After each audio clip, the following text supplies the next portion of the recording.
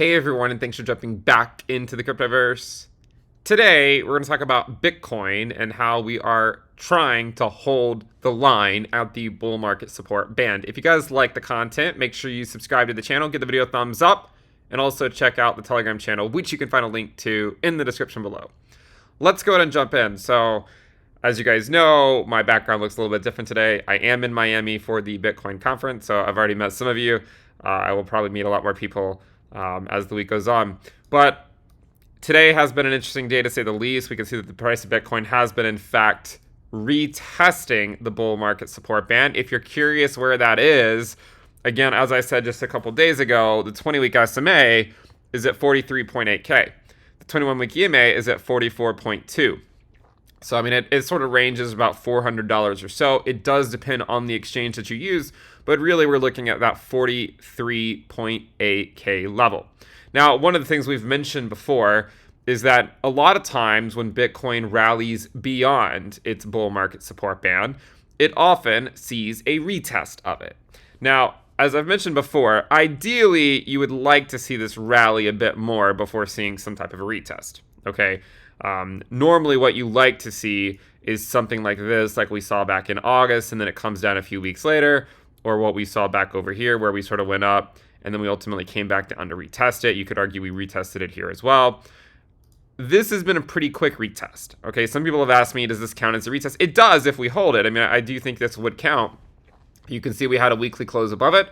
We had a full week where we stayed above it. We had a wick down to this level, and now we're down to this level again. Now, this does bring up an interesting question that some people have asked a lot of times. They say, well, you know, the price of Bitcoin today went down to around 43K, right? I mean, you can look at the lowest price today. It was around 43.1, 43.2K.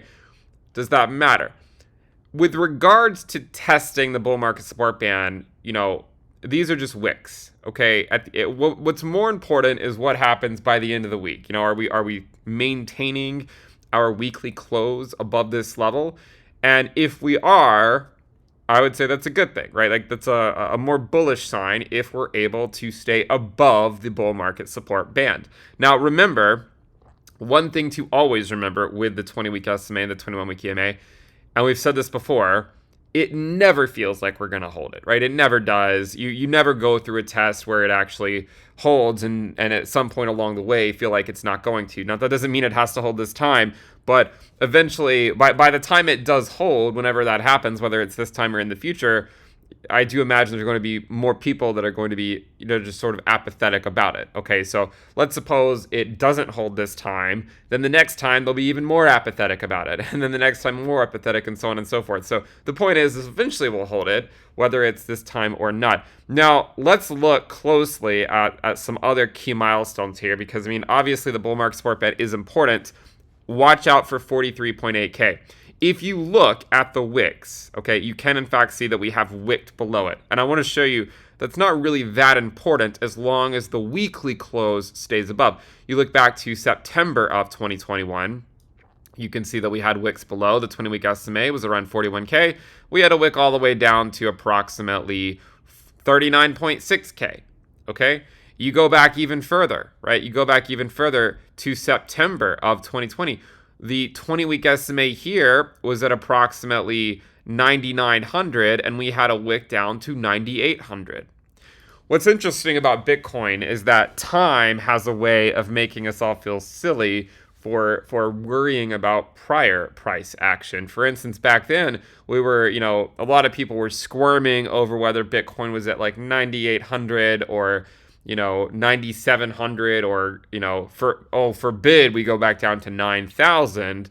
And today we're all sitting at around $44,000 wondering if, you know, if 43.8K is going to hold. One of the things I've learned in Bitcoin is that, you know, time does have a way of making our former analysis and what we're worried about in the past all seem somewhat silly. Okay, it's just that you have to sort of understand that in general with Bitcoin, time is in fact on our side, and the asset class does generally trend up with time. If you look at, say, the logarithmic regression bands, you can see we're still very much in no man's land, right? We're slowly moving higher.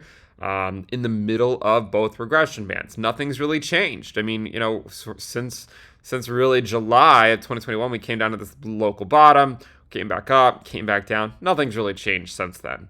Now, what I want to do is I want to go back to the daily moving averages, because this is something we've been watching relatively closely, as you guys know if you follow the channel, and that's the 200-day moving average. And the reason why the 200-day moving average is important is because it can be a difficult milestone to get past when you are below it. Okay, now it has not served a consequential role this market cycle so far, right? It simply has not. And if you go look at where the 200-day SMA is, it's currently at around 48.3K. That's where it was a couple weeks ago when we talked about it, and even beyond that when we talked about it, it's been about 43.8K, or sorry, 48.3K.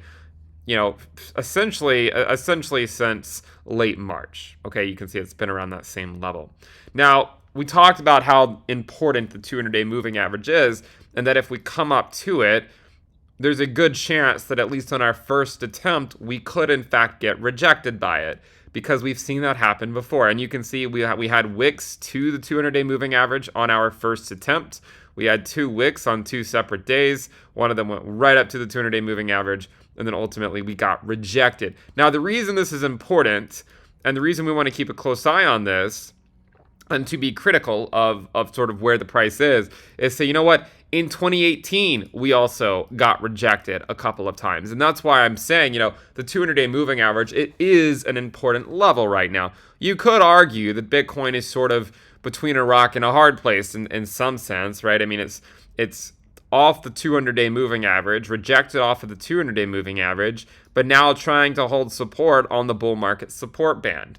So it's an interesting level for Bitcoin to be at right now. And we'll, hopefully we can hold the line. I mean, we've held the line plenty of times in the past. Again, you can see that Bitcoin held the line over here in September, late September of 2021, and now we are trying to do it again in April of 2022. We'll see if it holds. If it holds and we get back above the 200-day moving average, that would in fact be a fairly bullish sign. Now, if you look at the NASDAQ, there is a lot of confluence going on right now. One of the things going on in the market, as you guys know, is you have a lot of larger players buying Bitcoin, okay, and hundreds of millions of dollars worth of Bitcoin, billions of dollars worth of Bitcoin.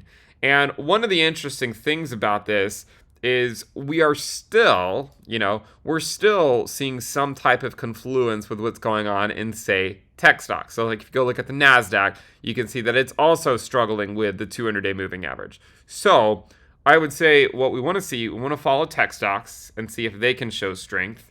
I think that if you can see the NASDAQ come back up and take out the 200-day moving average, that would also be very beneficial for crypto. You couple that with the fact that there's a lot of larger players buying Bitcoin, I think that's a recipe for a good thing. If, on the other hand, stocks continue to appear somewhat weak and get rejected by the 200-day moving average, that's when you can still see continued weakness by Bitcoin in the short term. But don't lose sight of the bigger picture here.